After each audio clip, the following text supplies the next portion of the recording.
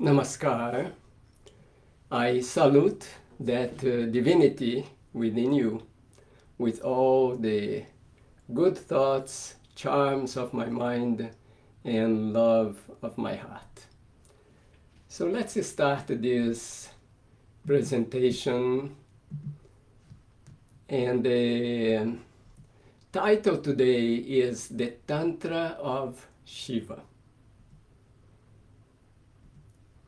My name is Dada Ranjitananda, and the presentation is based on the teachings of Shri Shri Anandamurti.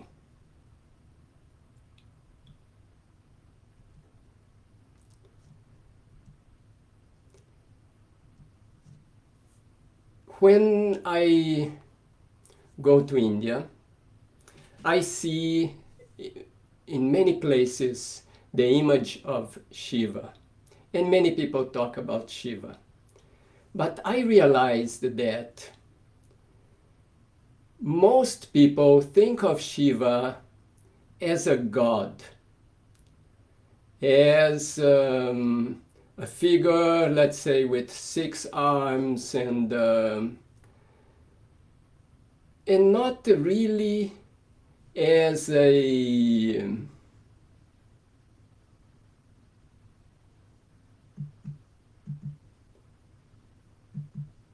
not really as a human being or historical figure, somebody who lived on this planet many years ago. That is rare. Very few people think in that way.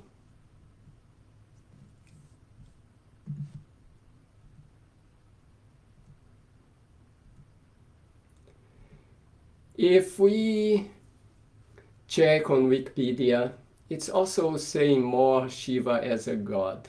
But there are some people who realize the importance of Shiva in the culture of India. One of them is this author, Sailen Debnath, and he wrote a book. This book was about the meaning of Hindu gods, goddesses, and myths. And he said, I quote, "Thus in Shiva we find the unity of pre-Aryan, Aryan, and post-Aryan religious development and an evolution of synthesis. In the name of Shiva, culturally, India stands together." So Shiva has a lot of importance in India.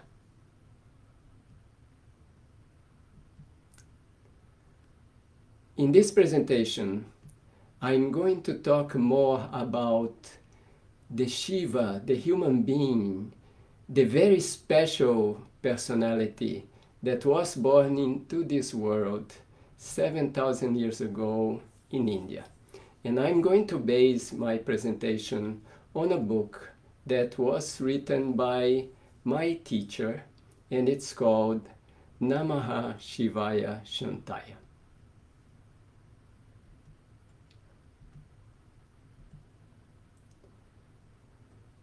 According to Sri Sri Anandamurti, Shiva had a unique role in building human culture and civilization, and we are going to see why. He also said that to write history in the true sense of the term, Shiva cannot be neglected. And that is the history of this planet. Today we will also focus on Tantra. When Shiva was born, he grew up in an environment of Tantra. Although it was not the classical Tantra that we know today. Tantra was already being practiced in India. So what Shiva did is he gave a system to it. He made it very systematic. Some classical schools of Tantra, like Kashmiri Tantra, Gauriya Tantra, they existed before Shiva, but they were in a very scattered form, in a crude form. That time when Shiva was born, let's say 7,000 and some years ago, India was in a very turbulent time. There were conflicts between the Aryans, who were entering India from the northwest, and they were Vedic oriented. You might be knowing the Vedas. So the Aryans brought the Vedic culture. The indigenous people of India, they practiced Tantra. They had a Tantra-oriented culture.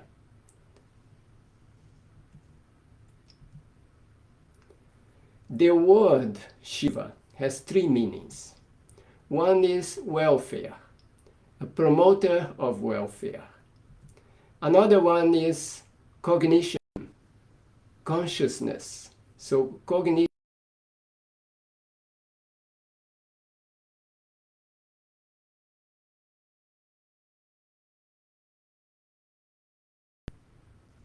welfare.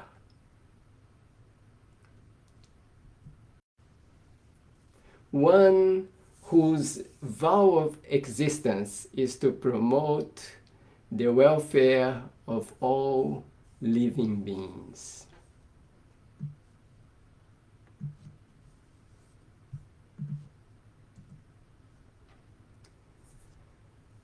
Shiva introduced Universalism. He wanted to remove all the divisive sentiments. If you think there are divisive sentiments today in our world, where we have a very developed intellect and rationality, those days also there were lots of divisive sentiments.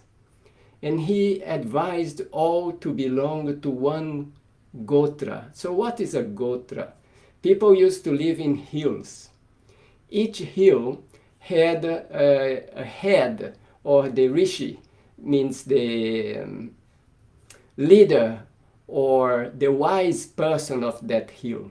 So there were all these different gotras, or different hills where groups of people lived, and they were always belligerent amongst themselves. So Shiva told them, belong to only one gotra, Shiva gotra, not all these separate gotras.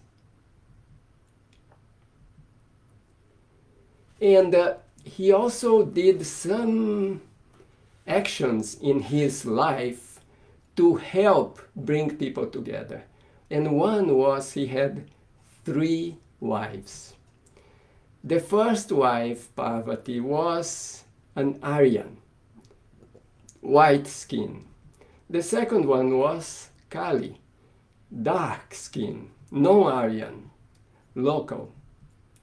And the third one was Ganga. Ganga was yellow, Mongolian race. So he married these 3. And that was with the idea to bring connection, unit amongst all the races.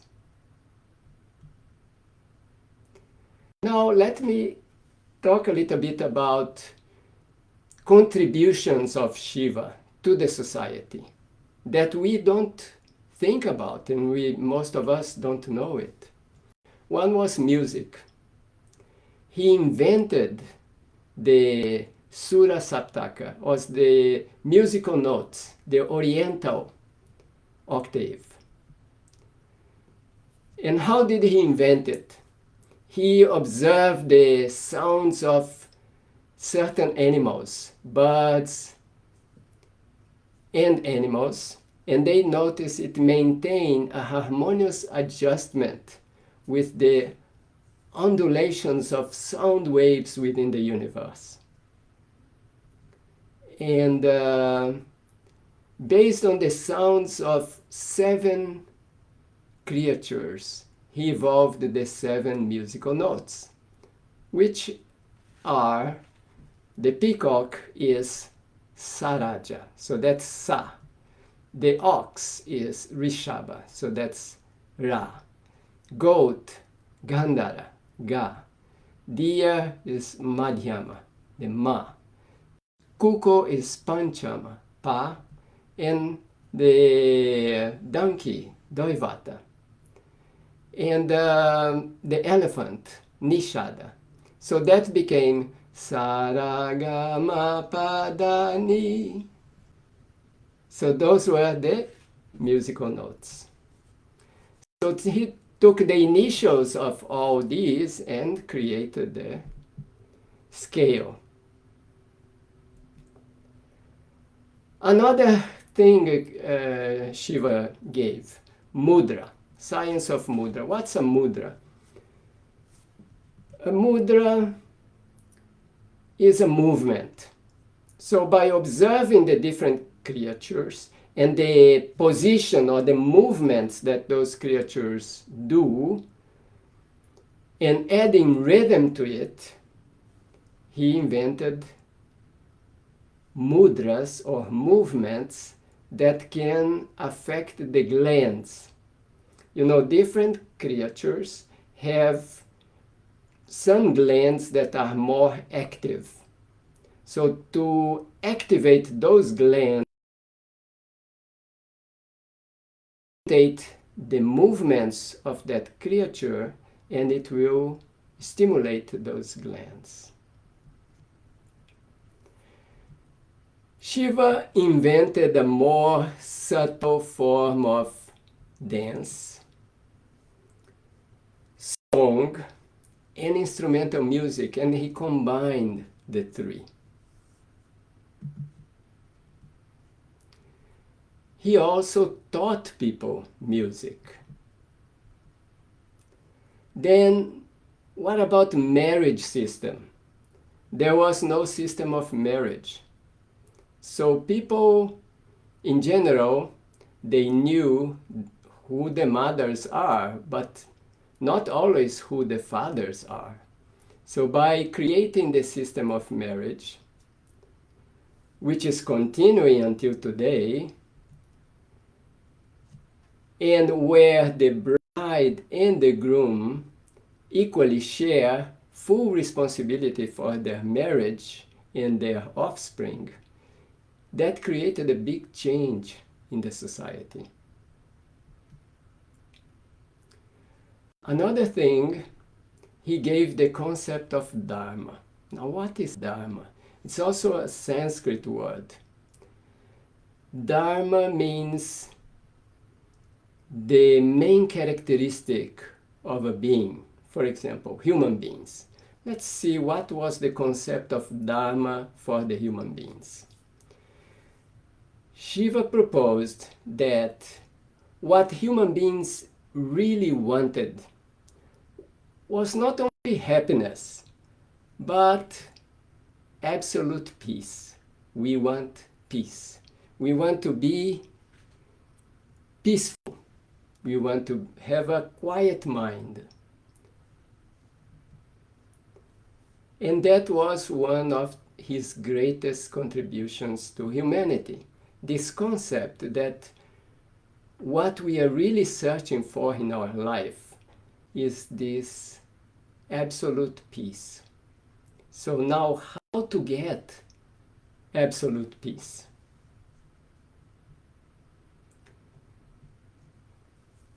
Shiva showed how to attain that supreme peace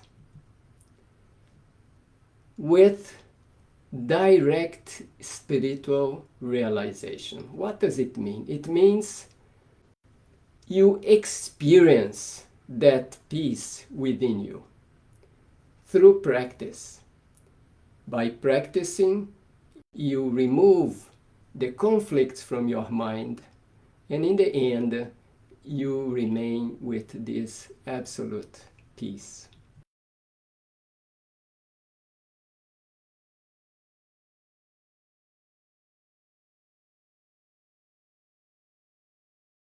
of Tantra, the effort to attain Tantra. First, Shiva taught this process of Tantric Sadhana to his son. His son was called Bhairava. But then he also taught it to his daughter, and her name was Bhairavi. In Shiva's mind, men and women should equally contribute to human society. So this process of sadhana, of Tantra Sadhana, which can make us better humans, need to be taught to both men and women.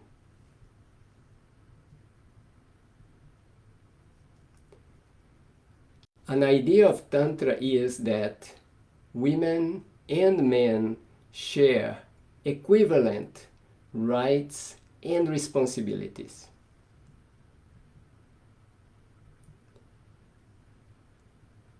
Shiva was here 7,000 years ago. With the passing of time, many of the teachings were lost for lack of script. There was no script at that time. So all the tantric texts that we have today came much after. When people realized that Tantra was getting lost, and there was already a script, then they started writing, putting down in writing all the teachings.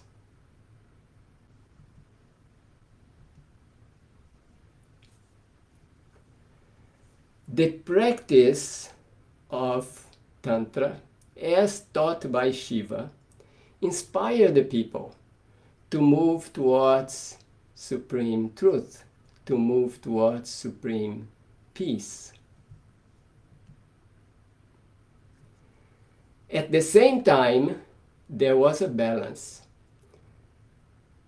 You practice Tantra Sadhana to attain inner realization, but at the same time, we live in the world.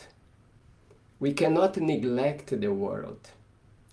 There are some philosophies that think that the world is an illusion or the world is not important.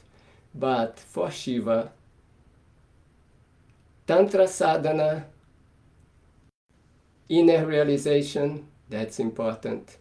Living in the world, taking good care of our responsibilities in the world, that was also very important. Today, we hear a lot the sentence, live in the present.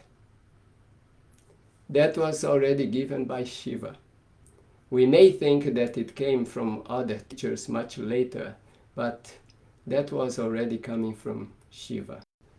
Live in the present. We are here in the world today. We live here. This exists. It is important. It's not the absolute truth. We have to realize the absolute truth by living here today.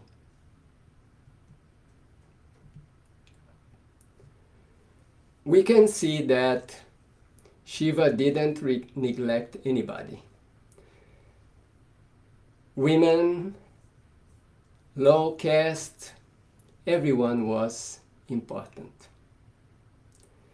And it's the Dharma of everyone to attain that supreme truth or that supreme peace.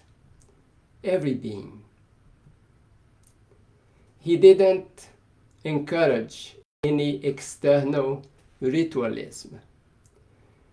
He encouraged direct inner realization. You will find that supreme peace within, not outside. Not with rituals, but by going within yourself. No sacrifice of animals, which was common on those days. More things Shiva contributed. the science of breathing. You know, breathing is very important. We cannot live long if we don't breathe. Now, in this science of breathing, you can control the mind. You know, when we breathe very quickly, we cannot concentrate. If we concentrate, we breathe very slowly. So breathing is directly related to how the mind functions. Plus, we have two nostrils. If we breathe through one of them, there is some effect.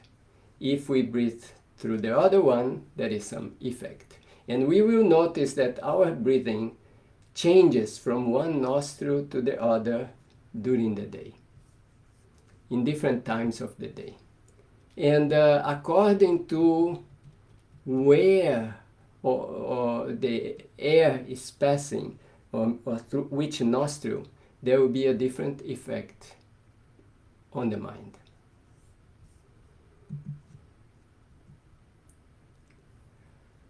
Shiva also invented the Tandava dance. It's a dance with very rigorous jumping movements, and it gives physical benefits, psychic benefits, and let's even say spiritual benefits.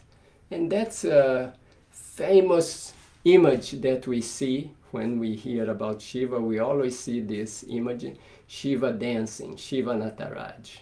And he is dancing Tandava in this image. How Tandava works.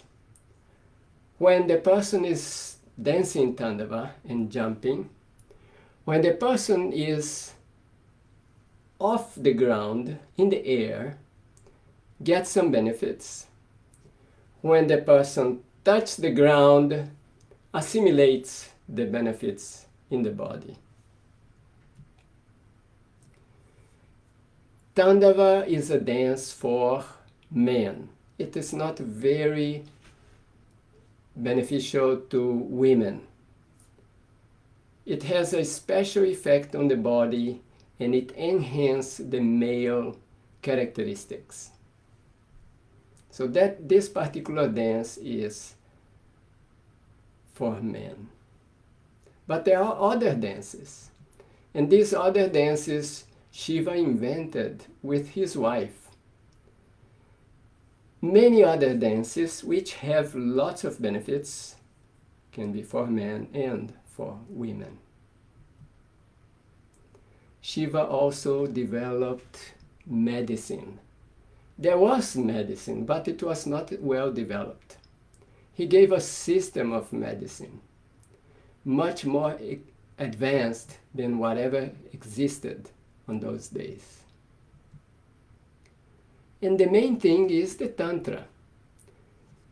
And that's exactly our main topic of today, the Tantra of Shiva. Now let's understand the meaning of Tantra. The first part is Tan, and the second is Tra. Tan means to expand. Tra means to liberate. Now what is that? Let's think about knowledge. I know this much. My knowledge is limited to this much. If I expand my knowledge, I will break these barriers and maybe now I have this much knowledge. Okay, and then I can expand my knowledge and have more knowledge. In this process of expansion, if the expansion is maximum, then all the barriers are removed. If there are no barriers, there is liberation. So as long as my mind is within limitations, I can practice Tantra. Tantra will expand my mind, expand. And at a certain point, you will get liberation. Just imagine somebody who has chains around him or her. And you are tied by those chains. If you expand, the chains will break.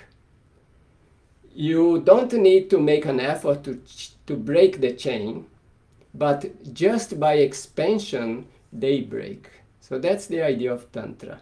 By expanding the mind, you don't need to think about the liberation. You don't need to think about removing the limitations, but you think about expanding the mind. And then everything else comes as a consequence. So the practical process that leads to one's expansion and consequent liberation or emancipation, that is Tantra.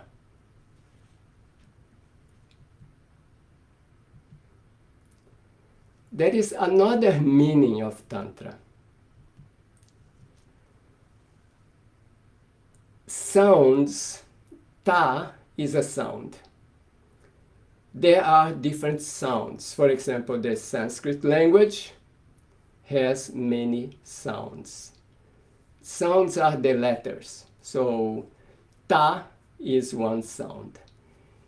It is the acoustic root of staticity or dullness, inertness. When something's not moving, that is ta. And tra is liberation. So Tantra liberates from the bondages of staticity. Like you don't want to do something, you don't have energy, you don't have the stamina to do it. It means you are dominated by dullness. When you remove it, that's a tantric effort. You are fighting against ta. How do you fight against ta? Through practices. Let's say one practice, Tandava dance. Very vigorous dance is removing ta, removing dullness, removing staticity.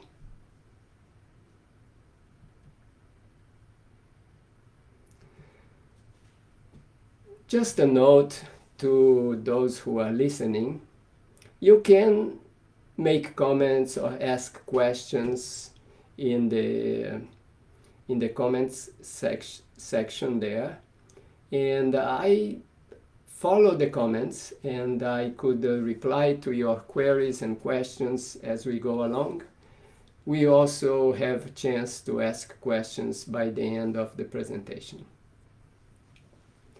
Let's get back to Tantra. So I said that Tan means expansion and Tra means liberation. To get this expansion, theoretical knowledge will not help. So Tantra is not about theoretical knowledge. It's not about studying and you know a lot. It's not that. It's about doing. For example, spiritual realization. You can talk about it, oh, spirituality, this, that, but that's not Tantra. Tantra is you experience it. You do something that you can experience it. You remove the obstacles that are preventing you from experiencing it. So Tantra is practical process. Shiva said, human beings want supreme peace. We want peace. We want a quiet mind. So what is preventing our mind from being quiet? We have to work on removing that. So that is practical approach. So Tantra begins with physical. Let's say I will go back to the example of the dance of Tandava. Okay, it's a strong dance. So it begins with physical, but you also need to concentrate to do it. So from physical, it goes to physical psychic. Then it goes to psycho-spiritual. And then it goes to spiritual, purely spiritual, supreme spiritual stance. Let's analyze various practices. For example, yoga is included in Tantra. In yoga, there are exercises. They are called asanas. In fact, many people think that yoga is asanas, but that's only one part of it. So asanas are postures, physical exercises. So you are starting from the physical. But by doing those physical movements, or by keeping your body in those physical postures, you are creating an effect in your glands. We said that Shiva observed animals and he invented mudras, also invented asanas.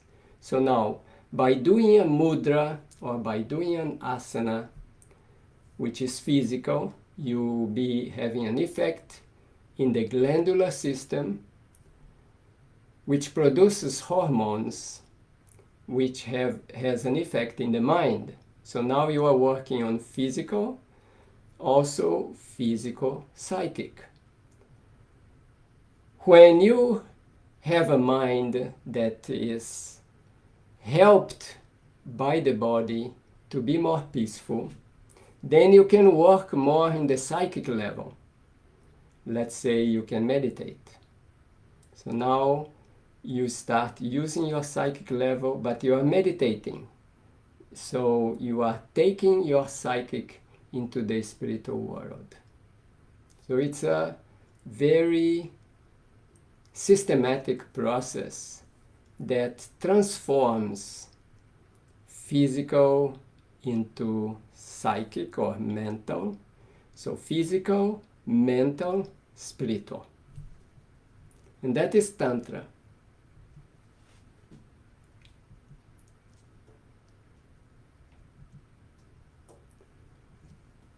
A very important aspect of Tantra is the relationship between the preceptor and the disciple. The preceptor or the master and the disciple. The disciple must do practice. As one practices, one gets ready to learn more. You know, here, especially in the world today, we want to learn more. We want to, let's say, learn this, learn that. But sometimes we don't give time for practice. I usually give an introductory meditation course, which I prepared with 7 classes. So these classes are 7 videos. Each video takes about 45 minutes. But I had a system that I set it up in a way that people watch the first video, then they have to wait 1 week for the next one. Because you are not going to learn everything in the video. In the video, you are just going to learn what you have to do. So now you need that week doing what you learned, repeating what you learned in the video for 1 week. And then you are ready for the next one. And then another week of practice. So if it's 7 videos of 45 minutes, but it means it is a course of 7 weeks. It's not a course of 7 45-minute classes. It's a course of 7 weeks. So for 7 weeks, you will be practicing. Then you will get some benefit. But if you just watch one video after another, 45 minutes, you can finish everything in a few hours. but you will not get the benefit. So practice is the most important thing. You learn a little bit, but you have to practice a lot.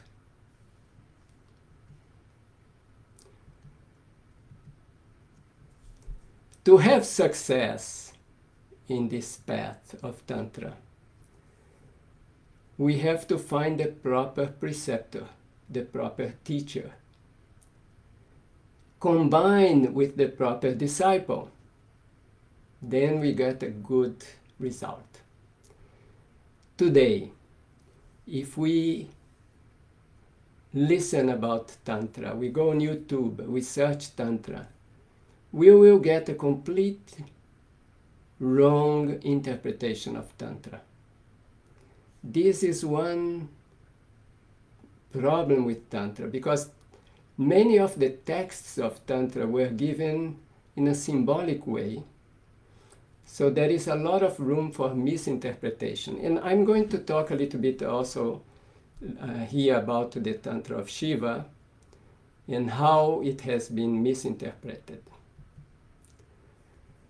So the first step in Tantra is the selection of the competent preceptor and worthy disciple. A disciple who is ready to practice. Now, let's talk a little bit about practices of Tantra. One very important system that Shiva gave is called the Paincamaka'ra. And that system was very misinterpreted in today's society. They are called the 5 M's. But these 5 M's, there is one which is more crude and one that is more subtle. Or it means it can be practiced in the crude way or in the subtle way. So let's look at them. In our mind, we have the human feeling, but we have also animal tendencies, animal propensities. And we may try to suppress our animal tendencies, but you can only hold something for a certain time and then it will go again. So this suppression doesn't really work. We need to divert or redirect. So let's talk about this Paincamaka'ra, or the 5 M's. Pancha means 5 M's. So the main idea of the, let's say, more crude practice was that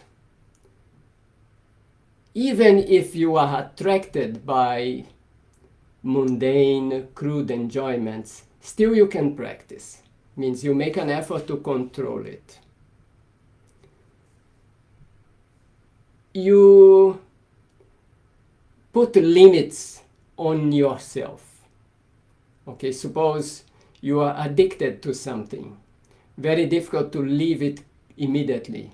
So you reduce the use, so you get less addicted. And at the same time, you gradually increase your psychic, your mental power. Let's say wine or alcohol. If somebody is addict, Shiva was teaching how to control, reduce the quantity. So that was the crude practice. If somebody was eating too much meat, limit the consumption. So he taught one type of sadhana was called Madya Sa'dhana. Madya literally means wine. So the crude practice was, you drink a lot, start drinking less and less. But the subtle practice is that if you experience joy from deep meditation, that is the subtle practice. How this joy comes into the physical experience. One gland, the pineal gland, in the brain, produces a certain hormone, and that hormone gives a feeling of intoxication, joyful intoxication. So that is the subtle Madya, means the subtle wine is when you experience joy by stimulating the pineal gland and enjoying the effect of the hormone that it produces. And the crude one is you are addicted to wine, so reduce it. Don't drink so much. He taught methods.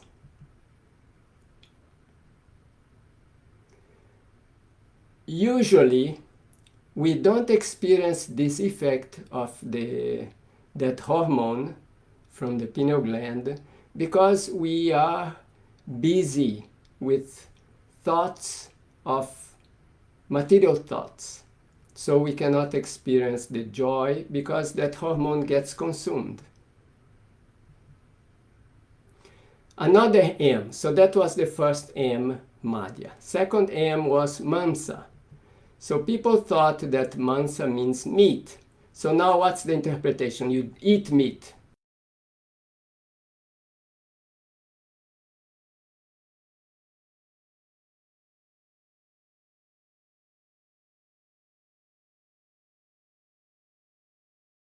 So if you limit the consumption, you benefit the body and the mind. So that is the crude one.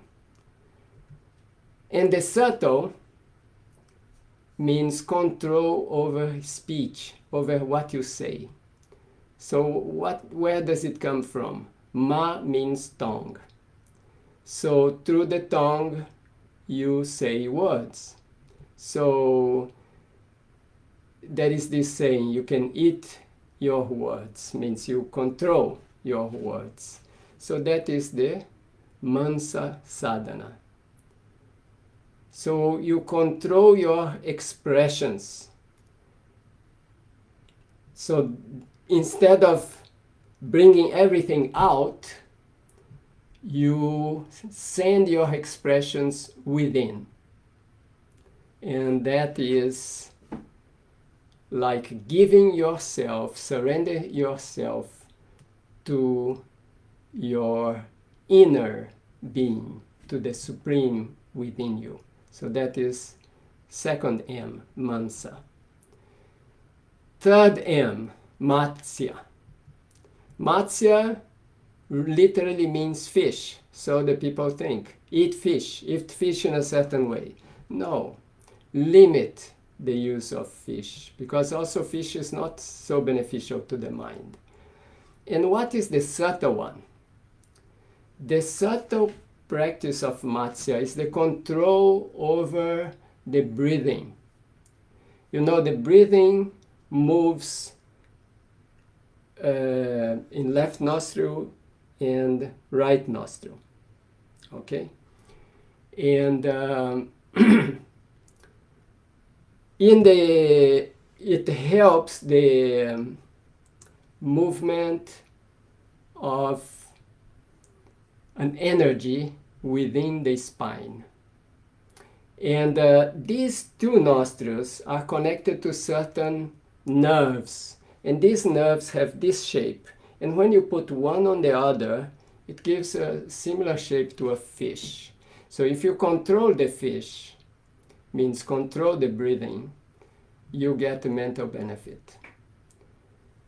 At the same time, if you eat less fish, you also get a mental benefit. So crude and subtle. Today, maybe people interpret that you have to eat the fish in a certain ritual and then you will get a spiritual benefit, but that's not the way. Here I have a small picture, and you can see in the spine there are some nerves like this. One is like this and the other in the other way, and it gives this shape. All right, so Matsya, when you practice it, when you control your breathing, your mind becomes very subtle, and you can understand people. You can feel their pains and pleasures. You become very sensitive.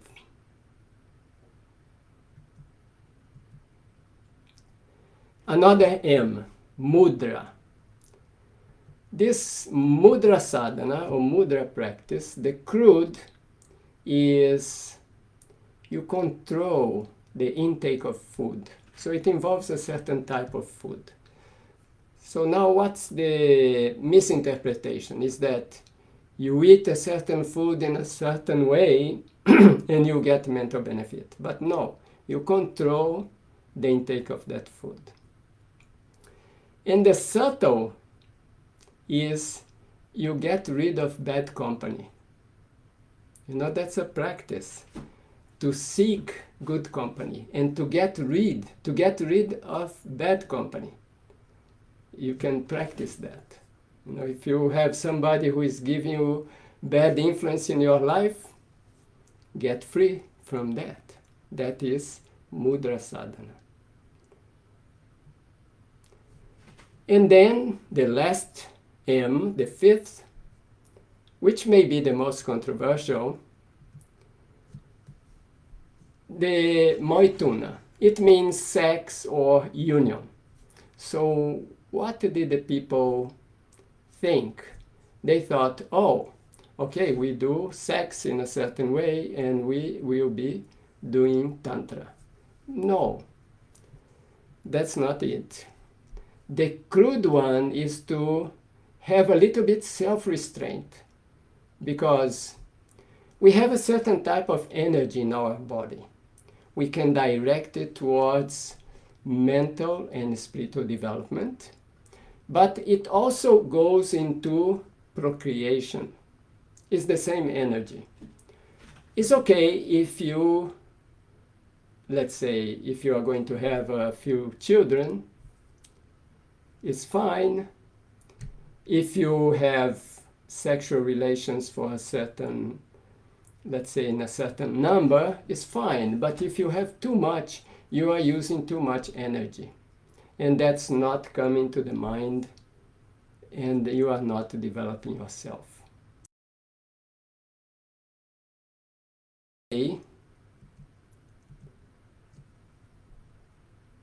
People are more thinking of Tantra as sexual activity. That's a mistake, because that's a loss of energy. If we do it too much, we are wasting our valuable energy. So what is the subtle practice of this Maethuna? Is to raise an energy that's within our spine. It's called the Kula Kundalini. We may talk more about it in subsequent classes. It comes from the base of the spine and goes to the highest point of the head. These are chakras. So it comes from the first chakra to the last chakra. To make it move, to awaken it, we need that energy. If we waste the energy with a lot of sexual activity, we will never be able to do it. So to think that through sexual activity we will attain spiritual realization is a big mistake. So the goal of Tantra is to bring this energy from the lower chakra to the higher chakra. So that energy will unite with the highest chakra. So that's the Maethuna, that's the union, that's the sex, not the physical sex. So those are the 5 M's. Madya, is when you experience bliss in your practice. Not when you drink wine, but you control the wine or the alcohol so that you can experience bliss. Mansa is when you control your speech, the energy of your words, and it's not about eating meat. In fact, it's about controlling or reducing the consumption of meat. Matsya is the fish. Control of breathing, not eating fish.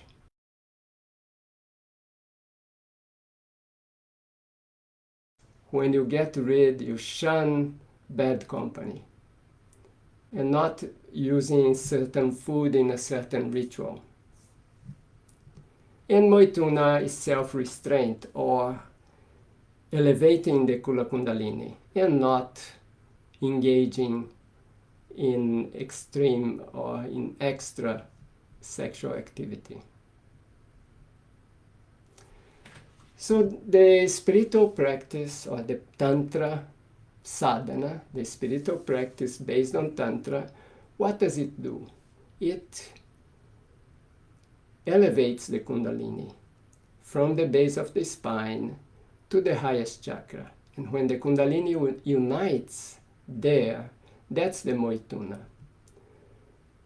Raising this energy, this Kundalini, through all the chakras, reaching the highest chakra. And now I will just give you a summary of what I have talked today. And if there are questions, I will reply. Otherwise, this is coming to the end of the presentation of today. I talked about Tantra. I said it's a practice. And it's a practice that has a system. It has methods. So you learn it from a good teacher. You learn the methods. And then you practice it. And then you learn more. And you practice more. And like that, you move ahead. I said that Shiva, he gave this practice of Tantra, and he gave many other things. He gave the idea of Universalism. Not so many gotras, so many different tribes in different hills, but everybody belonging to one gotra, the human gotra, the gotra of Shiva. He gave music, invented the notes. He gave dance. He gave the marriage system.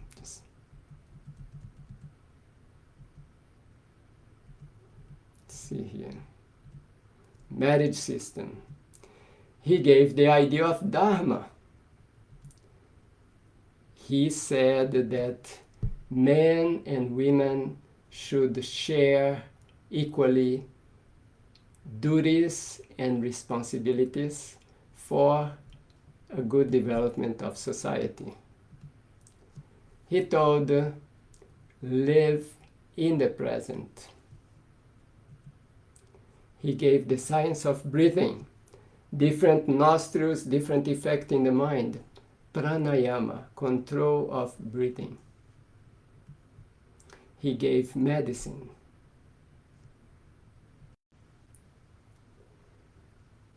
And he gave a basic practice of sadhana, systematic practice of sadhana.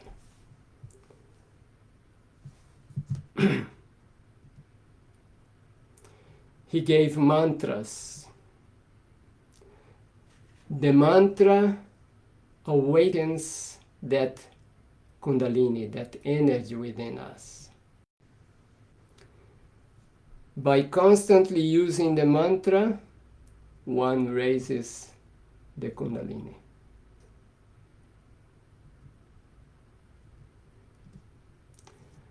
And that is the presentation for today. We covered our time, and we have another class on Tantra at the same time next week, using the same system, Facebook Live, so I wish you can attend. Thank you very much for joining today, and I hope to see you in the near future. And Namaskar, and good night, and depends on where you are. And we will end now this live.